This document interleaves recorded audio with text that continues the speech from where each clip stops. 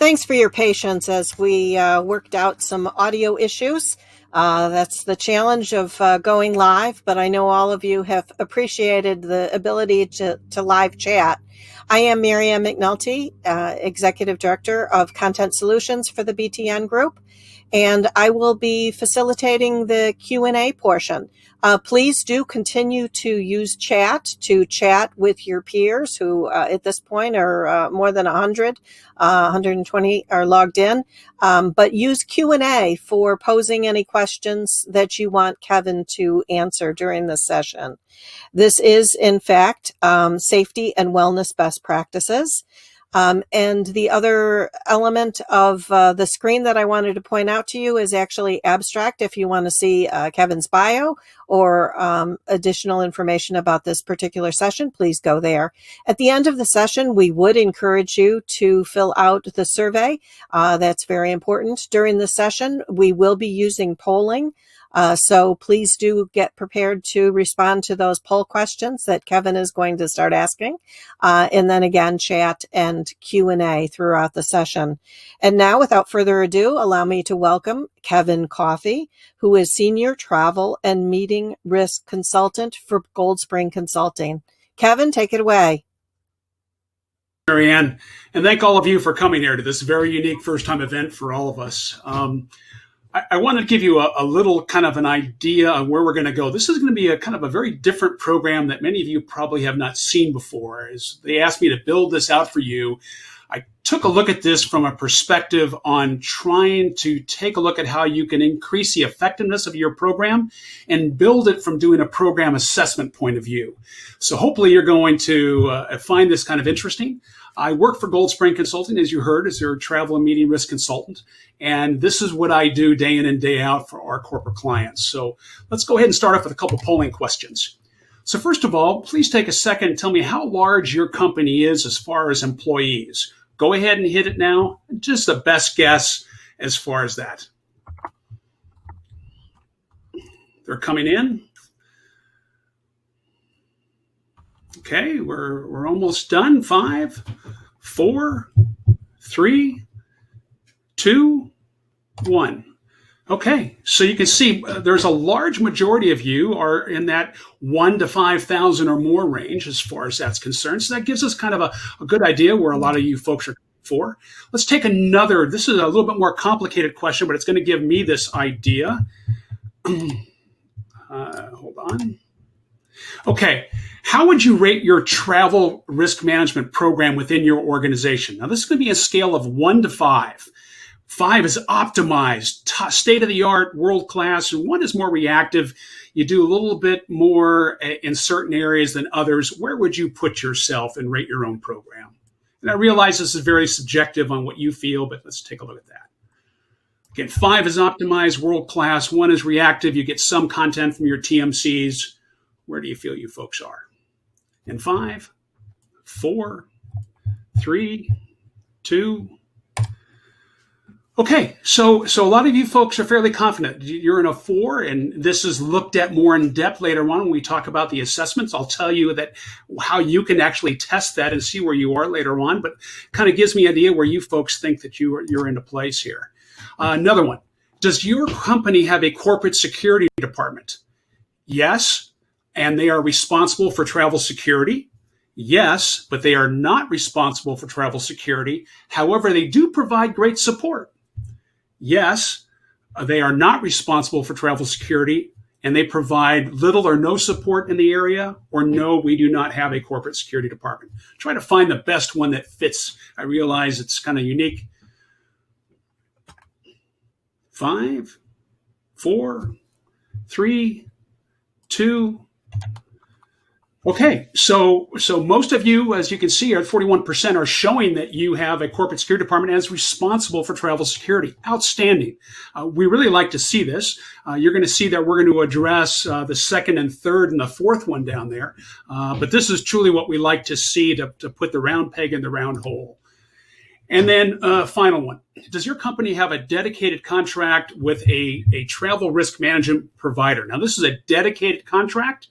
So yes, you have a dedicated contract with a travel risk management. Again, not a TMC, dedicated contract with a TRM company, or yes, we have partial services via our TMC, or no, we do not, but we rely on our TMC and other suppliers for some version of travel risk management. 5, 4, 3, 2.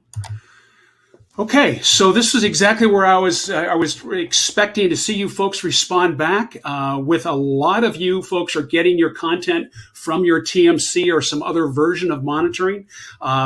And it really kind of lets you see where you fall, where it's going to go, because the TMCs and other resources are out there that are really starting to step up and provide a lot of these services. And you're seeing that by our number here to a certain degree. And also is dependent largely on the size of the organization you have. Okay, so we understand who our audience is. So let's take a look, and I'm going to build my content around that. So where do we start? So this is very important when we come in and do this assessment. Again, when I recommend that you do on your own potentially, is have that visual roadmap. There's different ways to do this and play this game, but yet without a visual and a practical roadmap, you really can't see where you're going. So putting this together so you actually have your plan to try to increase your program event. Taking a look at the assessment itself, you're going to audit your travel risk program. And depending the size, you really want to take a look at your most at-risk travelers in mind, especially if you do not have a very advanced program. You need to address those high-risk areas first. There's all different ways to do that, but this is very important depending on the maturity level of your program that you have itself.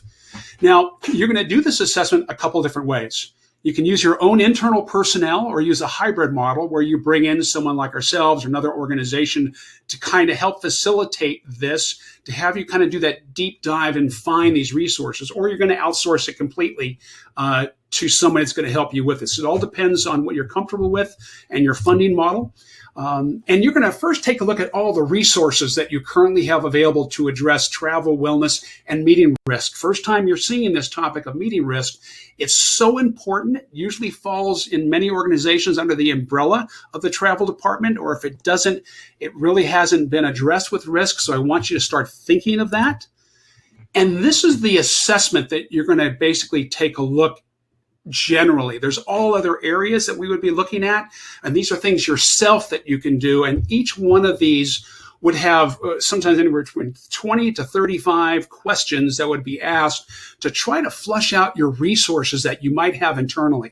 This is all about trying to save your organization money and really expand on its internal resources that you may not even know about by doing the deep dive into each one of these. And you'd be surprised what we find out once we bring in individual entities and verticals from in this on how you can build your program internally. When you look at travel risk program ownership, you have to identify who owns risk within your company. A very common issue when we come into play is we find out there's not really a sole owner of it. And especially it's interesting to hear what travelers and other managers within the organization believe and think on who owns travel risk management. And that needs to be decided, and it needs to be clear. So really take a look at that within your organization. For those where travel risk is not owned by corporate security, travel should not be the sole owner. I find this many times on SME organizations. You really have to have shared responsibility between other departments. That's very key because the travel manager, especially today, travel departments as well, there is so much on their plates that it has to be divided up across the board, and bringing these people into play to let them know their responsibility is important. And we'll talk about that coming up. Taking a look at the assessment on where your travelers and meeting attendees go. And again, this is going to help distinguish your program, because if you're not doing international travel, like many of us are not doing now at all, but we're trying to build our program for when COVID passes and when travel resumes, and really taking a look at that and building that program. If you just have a domestic traveler program, it's going to look very different from international, especially on how much you're going to spend towards your program. But also taking a look at the security, safety, and health risks at those locations. I find that that gets left out of the equation a lot, especially when we're looking at domestic travel there today with our riots and different interesting issues that are out there. So let's take a look at that. Taking a look at travel data samples. This is just a portion of some of the data you want to look at. Overnight flights, international car rentals. I will get that question. They'll say, hey, Kevin, why do we want to look at that? Well, when you travel internationally and jump in a rental car, there is a high chance of traffic accidents. And even when you take a look at the amount of people traveling internationally that are killed, usually by medical or traffic accidents, the traffic accidents start to hit up there, especially depending on the parts of the world where you go to. So again, you're trying to find those gaps in your program that you want to address. Hotel attachment rates. You can see where that fits in very much so. But this is where that leakage comes in. And as you've heard from the other speakers over the last day and a half, we cannot afford to have this leakage anymore to not know where our travelers are. And this is the one area where you're going to see where you're going to find that to start taking a look at it. Hotel site selection and risk, another domain within travel risk assessments that you need to take a look at. Know that there's different types of assessments that can be done on these hotels that you're doing business with. And again, I realize that you have a large program, especially an international travel program. You could have thousands of hotels throughout the world you're dealing with. But we have to remember the old Ronald Reagan analogy, trust but verify. A lot of these properties tell you these are things that they do, but who actually takes the time to inspect that? And some companies are actually doing their own hotel security and safety assessments on certain properties domestically and even internationally. There's tools that you can use that you can get for free or other ones that you can pay for to help you in that area. So I want you to pay attention to that, as well as the area assessments. Another area that I find that lacks within certain organizations. You'll put people in 4-star properties in major cities that are close to your headquarters or close to an office or clients. But you don't take a look at the assessment sometimes of the area, and you'll find out that during the day it's great, but come 5 o'clock, that crime footprint changes dramatically. Some properties that I've worked with that you've seen, they actually use local law enforcement that gets stationed in the front of that property at 5 o'clock on through the rest of the evening because of the crime.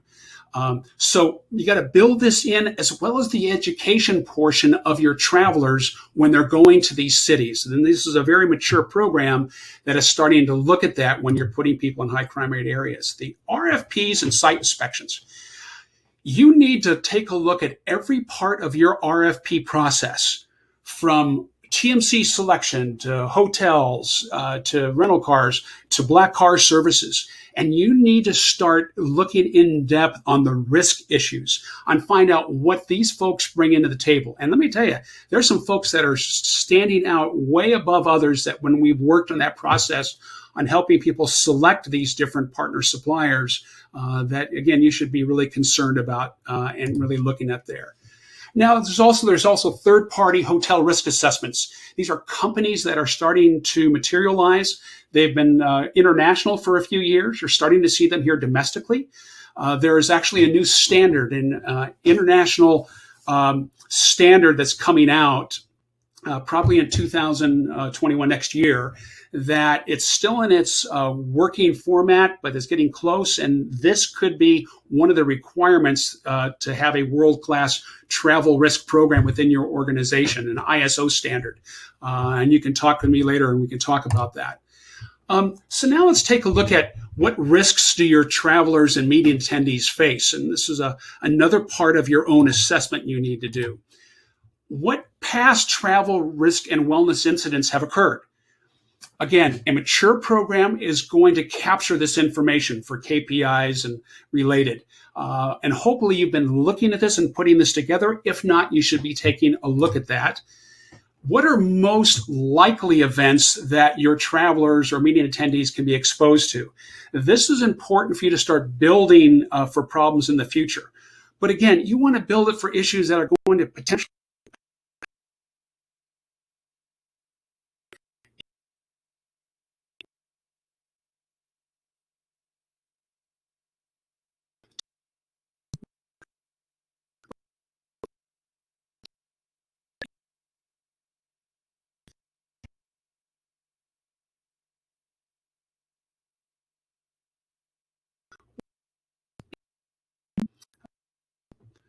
I want to make sure, Marianne, are you catching the sound? Because I'm hearing we're losing the audio.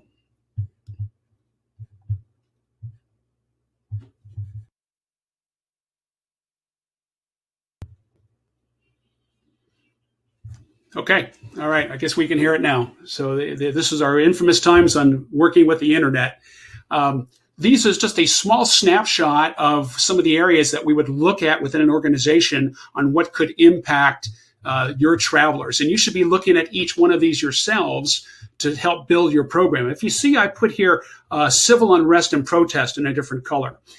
This is the new area that organizations are starting to look at because you're seeing this domestically where it was just internationally before. Travel risk-related policies and procedures.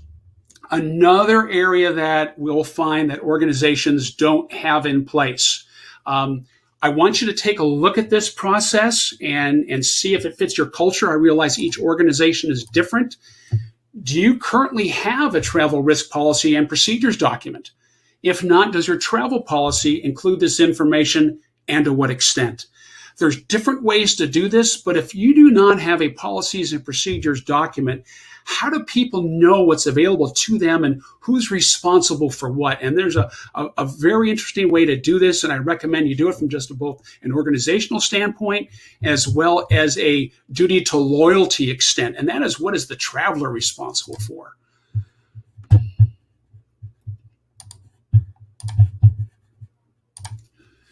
Do you document and address women and LGBTQ plus issues within your company? Again, this is for very progressive and forward-thinking companies. You have to take a look. Gone are the days where all of the travelers were male, that were 30 years old and were white. We have just a very big, wide berth of employees that we are trying to embrace across the globe. So just make sure you're thinking about this and take a look at bringing this into your program. Is your policy aligned with your organization's existing safety and health policies and procedures? I will find this unique, especially with companies that do manufacturing, that they will have very strong policies and procedures in safety and health, but when it comes down to travel risk, they've got nothing. So take a look to see, is your messaging consistent across all of your lines of business that you have in providing safety and security? And does your policy outline, we talked about this, responsibilities and resources. Again, this is a more in-depth conversation about this. I recommend you take a look at this and see if this makes sense for your organization, as well as moving forward over to travel risk accident insurance policies, another area. Now, know that there's typically two plans, two types. There's business BTA, business travel accident, and there's also business travel medical. Now, for some organizations, larger ones, like many of you are on this call, you might be self-insured and you may not have these types of policies. But then I will find a lot of companies that are not self-insured that have these. This is an area they haven't looked at in some time. So what services are actually provided and what is and is not covered? And when was the last time the plan was reviewed and compared and evaluated? Very important, especially when we're going out and looking at RFPs and looking at what we really need. And this is also interesting in the negotiation portion. Now, I put that little graphic here. I find this interesting that a lot of companies do not put any information about their accident, their travel accident and medical insurance in their employee handbooks. So again, if you have one, really take a look at bringing that in to make it very noticeable for employees. Does your plan provide coverage for spouses and dependents? A lot of times folks don't know. And does it, and this is very important when you take a look at bleisure and what type of coverage that is and what it has to your organizations. And is there a pre-existing condition and limitation? So there's a lot of content within these insurance plans that hasn't looked at, and the only time it has been is through HR. And there needs to be several people brought into this process to make sure that you're finding out what this plan might include and the resources, because you could be double paying for certain areas that you don't know about. So let's take a look at that. Let's move over to travel wellness. This is the area that many of you have been seeing to move forward in providing these resources to your organization. And let's find out from you if you have a travel wellness program within your company. So yes, we do, with a fair to good job at promoting it. Yes, but it's not well promoted. I don't know. No, we don't. Or no, we don't, but I think we should look into it. So where do you folks fit? Let's take a look at that. Again, the first one is yes, and it's when it's well promoted, and then right on down the line. 5, 4, 3, 2. Okay. So you can see where you folks are fitting here, and we have a lot of room for growth. And I'm going to give you a couple ideas here, because this is where you can start to stand out with your organization, especially going forward with COVID. Again, I'm not here to talk about COVID because there's so many folks that are talking about that, can give you ideas and resources. I'm trying to get you to build your program for when travel resumes. This is what's important to me and important to your travelers, because making sure that that's out there. So let's take a look at this. We know that for many potential and existing employees, travel impacts their satisfaction. I think we all know that, especially if you're young, you like to travel. If you're older, that's a little more questionable. But know that a well thought out travel wellness plan can help attract and retain employees. And I know some companies use this as part of their offering, and they talk about what's unique to your company, what they have to provide their travelers. Now, we all know that the travel wellness programs help employees try to manage lifestyles and health habits while on the road. But this is the important, interesting one now you're seeing. Leading programs, mature programs, provide telehealth, mental, and emotional support. Now, again, these are world-class programs, but we're starting to see some movement in this area that folks want to start taking a look at, because we need to make sure that we're offering some services to our travelers today, that things we weren't talking about yesterday. This was unheard of 10 years ago for us to offer these types of services. So I want you to take a look at your existing corporate wellness program. We're going to have a conversation about that. You're going to bring in someone like myself or your own internal people and really do a deep dive and looking at your employee assistance program and see what you can bring out of that to start building these types of services. Now, depending on what your wellness program looks like, you may not have that in place, but I want you to start taking a look at it. And again, depending on who you contract with your wellness program, these are companies that are going to start standing apart from others and might start providing these services if you can't afford to get one from a travel risk management provider. And that's top tier program that we have. So this is an interesting way for you can start standing apart. Travel safety training. This is the area that is interesting to me. The two areas that I'll find when I take a look at an organization's travel risk and meeting risk management program that are lacking. One is the policies and procedures they don't have, and the other is the travel safety training. And the travel safety training is usually a very difficult one to address, depending on the size of the organization, obviously. But there are a lot of things that you can do in this area that you should be thinking about. Again, having dedicated conversations, because we all know every organization, regardless of type and size, should have some type of training program in place. As far as that. So just seeing that we might have a couple little issues here. And okay, looks like we're back online. Alrighty. So you need to take a look at what you have and what you provide your travelers within your organizations, right? And that really depends on it. And you have to take a look at educating your travelers, not just on the risks they face, but also on your travel risk management program's resources, support, and where to call, and what if circumstances. I find the lower part of that is usually not addressed by many corporations and organizations. And that's what a lot of folks want to hear about. It's also important to educate them on the risks, don't get me wrong. But there's some very interesting ways that you can do that second bullet point that can really help out your travelers. So let's do that. I will also share, you can reach out to me afterwards if you want. There's some very unique videos and training that's done by unique companies that specialize in this area that has to be engaging videos. If you've, many of you I know have seen me on LinkedIn or seen me at different presentations at GBTA and conferences, and it's all about having engaging content. If it's weak content, then employees aren't going to watch it. And there's things that you need to take a look at in this area as far as that. So again, what resources does your organization make available to its travelers, especially those that are new or first-time international travelers, right? That's very important there for you. And then does your training also include those that organize travel, such as administrative assistants? Another area that's kind of weak, but a lot of organizations really haven't addressed that because these folks are really sometimes responsible for those that are on the road. And there's a lot of areas that you can provide assistance to them and the employees, managers that are going out on the road. Traveler pre-trip review and assessments, another area to take a look at. Let's start off with this next poll, and let's take a look. Does your organization conduct pre-trip travel risk assessment for employees traveling overseas? So the answers are yes, in person or by phone for all international travelers.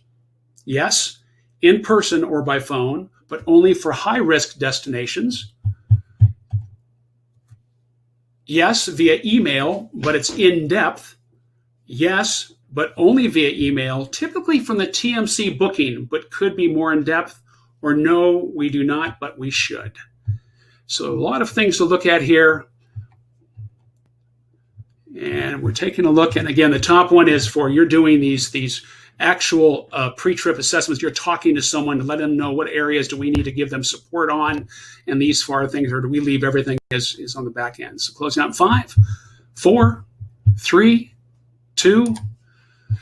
So again, this is typically consistent from what I've seen, but it's also interesting. So when you take a look at 12% of you say you do it for all international travel, and then 3% do it for only high-risk destinations, you will find some organizations that are small or mid-sized really care about their employees, and they provide these types of resources out to them. For international, you have to take a look at your model and what you have available. And if you're not going to do that, there's some other ways around it, but you can take a look to see where that fits there. So let's take a look at that pre-trip risk consultation. Again, this will usually be done by the larger corporations or those that are more forward thinking to provide those resources to their travelers. But if you're going to do this, make sure the information is consistent across the board, that the employees and the travelers are getting the same questions and exposed to resources for any traveler that's going anywhere in the world. I will find this will vary differently between employee to employee who's doing the assessment. And this is where working off the checklist. And this is very important for your KPIs to take a look at. So it's consistent. And then once you have that, it's very easy to move through these. Our travelers briefed on how to respond to the emergencies. You learned about that. On a very key important factor about it is educating what to do if something were to occur. And now this is another interesting area here that we like to try to build on. Now, there is an awful lot of technology and tools that are available for organizations right now in travel risk management. You've seen a lot of them spoken about over the last day and a half, and this technology is really moving this space forward. However, no matter what you have as far as these tools and resources, unless you have an adequate response program on how to deal with these events, this is sometimes for naught. Yes, we're alerting our travelers, but we need to have organized programs. And this is very important to take a look at what you have and not just leave it to the blowing of the wind and how you're going to respond for each one. So if a significant travel risk incident were to occur, how would your company respond? Now, that's a broad question, I know, because it all depends on the event. But do you have an organized way to respond to many of your events? And then what if you're not available? I call this the Saturday 3 a.m. rule. We use this in law enforcement a lot when we're trying to put together a program that you need to take a look at. You need to make sure that if you are not available, somebody is there to answer these questions and help and do this. And that's usually going to be through a response plan or a playbook. A lot, again, of organizations that are forward thinking have put these things together to be able to go through the top issues that can impact your travelers. Again, in case the travel manager is not available. Again, if you have a corporate security department, you probably have a 24/7. You have a GSOC, an operations center where employees can call into and deal with, or a TRM organization that's going to provide these services. But we also need to take a look at this internally for us. So let's also now take a look at how we're preparing for these travel risk incidents.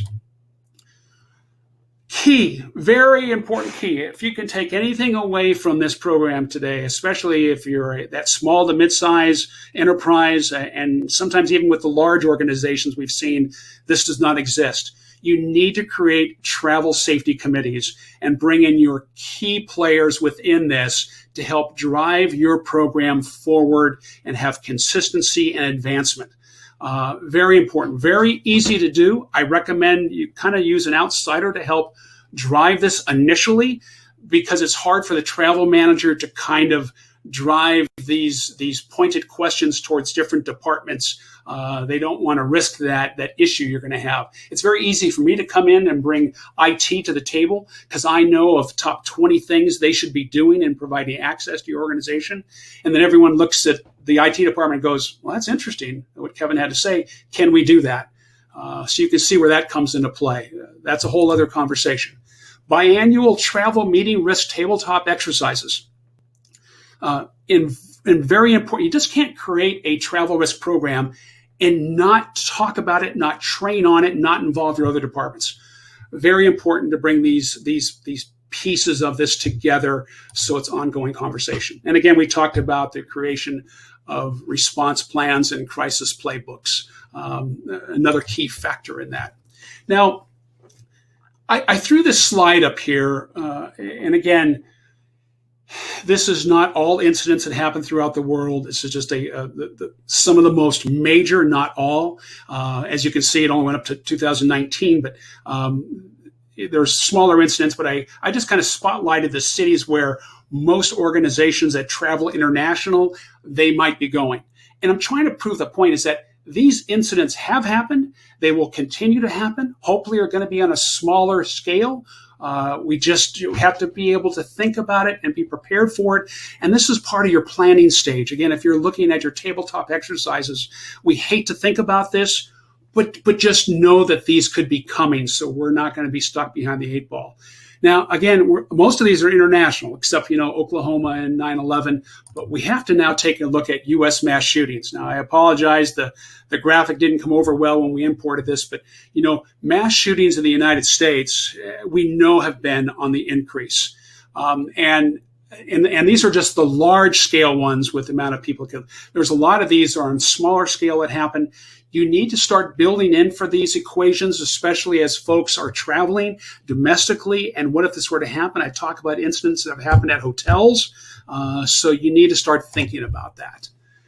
Okay, let's take a look at your measures and standardized KPIs for your organization. Again, mature program, but you can still do this at small to mid-sized enterprises.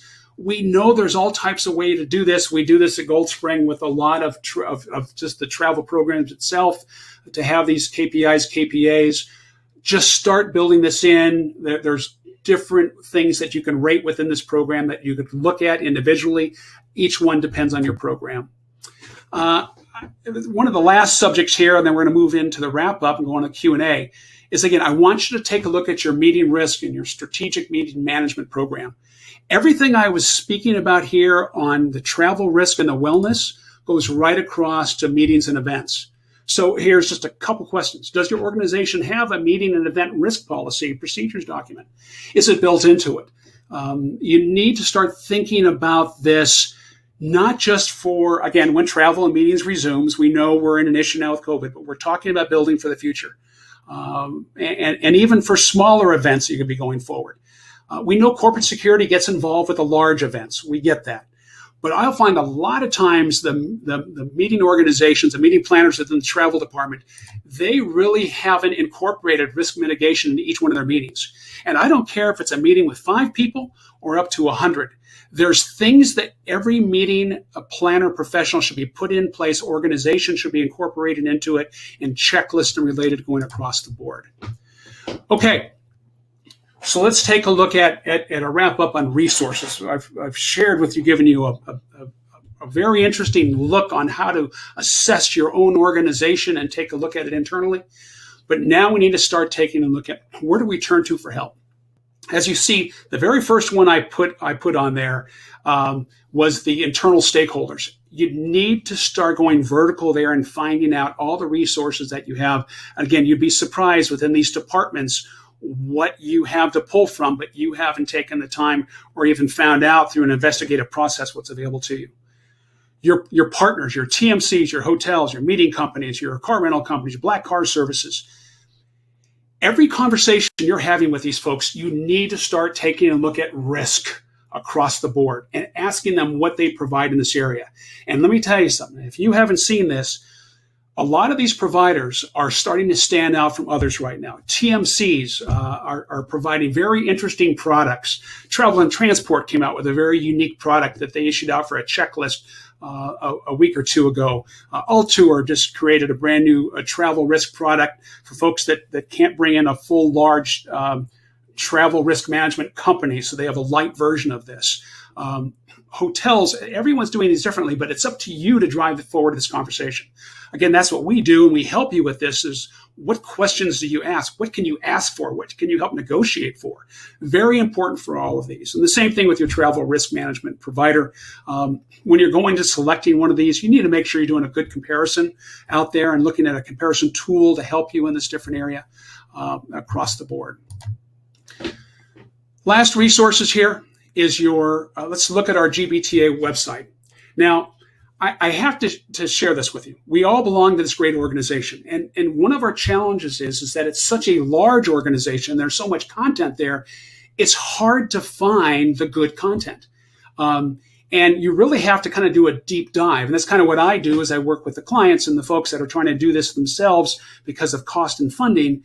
And there's the ways you can search in different topic areas and bring it up. But you need to go through that and find, because there's phenomenal content that I recommend folks reach out and do. The other one I want you all to do, and again, one of the interesting things, again, about us is that we're independent. We don't sell anything, and we don't get any money from other organizations that we recommend. It's all about providing the best quality content to the travel manager and the organization. You should each be taking the TRM3 Travel Risk Assessment tool that's done on the GBTA website. And that's going to give you a good idea on where you rank and fit within other organizations of your size and your wheelhouse. So that's free. You should all be looking at that. Taking a look at GBTA risk committee members. There's several of them on there. I've spoken to some of them, not all, but you should take a look and reach out to some of them, and you'd be surprised what they will offer you up and give you some guidance in these different areas. Obviously, talk to fellow travel managers. Have these conversations. When I go out and speak at GBTA chapters, I create this very interesting dialogue amongst all of those folks to start sharing what they do and do that locally. And then again, we can reach out to folks like myself, and that's kind of what what we do. But there's a lot of resources, again, that I want you to take a look at, which you can get for free or no cost. Now, again, there's something to be said about that, but when you at least start taking a look to get educated in this area, that's so important for you, and then to start moving forward and not being sent down a road and purchasing products that maybe you don't need or you already have access to. So that's very, very important to that. My last one here is, it's in the resource guide, as you can see here, is the handouts. BTN does this every year. They did a phenomenal job this year on Chapter 9, which is the duty of care. It's a couple-page document. I love it. I think there's some great resources that are in there to pull from. BTN has also some great content. But this is really about you trying to take on this topic of travel, meeting, and wellness risk, and trying to put your best foot forward. And that all comes down to this ending thought before we get into our questions. Travel is more than a cost of doing business. It's an opportunity to show that you care by addressing your employees' safety, security, and health while on the road. This is what it's all about. Your folks are expecting this of you right now. But if you have a happenstance program that just kind of is not really addressing the needs of your travelers going forward, what are we doing here? We're all concerned about COVID right now, but let's start building our programs, because this is your time. This might be the only time that you can get in front of your executives that you're working with and move your programs forward. many travel managers are going into meetings with their executive team, but have a plan when you come into these meetings and let's talk about on revamping our programs in risk that impact our organization and move it forward there. So that kind of ends it for me, and we're going to now start going into the Q&A. I encourage any of you, if you have any questions, we can't get to them, you can reach out to the Gold Spring. You can go into our booth and speak with me or set up a meeting or talk offline. But Mary Ann, let's go ahead and bring it up to you, and let's answer some of these questions. Great. Thanks very much, Kevin, and to all of our attendees for submitting some questions. The biggest areas is where do they get current information, up-to-date information about different areas, and then communicating to the travelers what to expect when they arrive at a destination. Okay, great question. I'm going to put it right back to one of those slides in the deck. This is the question that you're going to have with each one of your travel providers and asking them to do this. Your TMCs, as we talked about, are bringing some very interesting tools into the mix right now that they're getting sometimes from partnering from TRM, travel risk management organizations, and getting that live data. So you have to have these conversations for each one because you might have access to this at little or no cost, or it's also part of the negotiation tools going forward to see how to help this. There are other areas that you can get some of this content from. And that's just a more involved question. And these are getting this offline conversations to give that to you. Next one. Great. And then I guess this pertains mainly to the meetings is how do you best handle all of the different stakeholders? You talked a little bit about this, but if you're going into a certain destination, you might have not only the organization and the individual travelers, but also a host organization, local governments, airlines, ground transportation providers. How do you wrap that all up? Okay, and that's go right back to my slide. And this was the nice thing is about, BTN, we provide content to you, right? So you got that slide. It talks about the travel safety committee is putting that one together. Have that conversation, get together with your team and your professionals that you work with, and start assembling these questions. And this is, again, what I do when organizations bring me in. But again, you can do this yourself as long as you've got the right person doing it. And these are all the questions you're going to table to the committee to start addressing these. We will find this very interesting, especially here domestically, when you have multiple offices throughout the United States, like many of the large clients on this phone call today are, is that you will find out there'll be differences from offices to offices. And it's trying to standardize those resources and awareness strategies across the board. Last thing, and I forgot about this, is communication. If you don't communicate your travel risk program effectively to your travelers, as well as your other managers of employees in the unit, we've also failed. This is a whole interesting conversation. We do a thing on Gold Spring. You can download and look at our video we just did on communication. I think it will help out. So hopefully I'll give you a couple of little ideas to pull from. Great. Well, thank you very much, Kevin, for answering the questions and for the very comprehensive deck and insights. Unfortunately, we are out of time.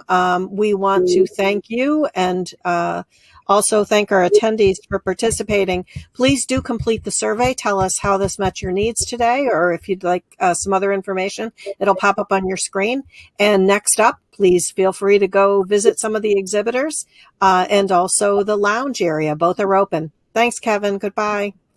Thank you, Mary Ann. Fill out the survey.